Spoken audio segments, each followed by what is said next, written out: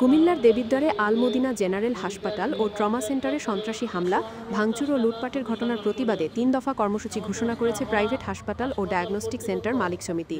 মঙ্গলবার ৯ ডিসেম্বর সকাল ৮টা থেকে দুপুর ১২টা পর্যন্ত ৪ ঘণ্টা কর্মবিরতি পালন সহ মানববন্ধন ও স্মারকলিপি প্রদান কর্মসূচি ঘোষণা করা হয়। সোমবার ৮ ডিসেম্বর বিকালে আয়োজিত সংবাদ সম্মেলনে সমিতির নেতৃবৃন্দ জানান, গত ৪ ডিসেম্বর মোসাম্মত লিজা আক্তারের মৃত্যুকে কেন্দ্র করে আল মদিনা হাসপাতালে হামলা চালানো হয়। এতে ব্যাপক ভাঙচুর ও লুটতট মাধ্যমে প্রায় ৪.৪৫ লাখ টাকার ক্ষয়ক্ষতি হয়েছে বলে দাবি করা হয়। ঘটনার প্রতিবাদে আজ মঙ্গলবার সকাল ৮টা থেকে দুপুর ১২টা পর্যন্ত ৪ ঘণ্টা কর্মবিরতি, সকাল ১০টায় মানববন্ধন এবং উপজেলা নির্বাহী কর্মকর্তা ও থানা ভারপ্রাপ্ত কর্মকর্তার কাছে স্মারকলিপি প্রদান এই ৩ দফা কর্মসূচি পালন করবে সমিতি।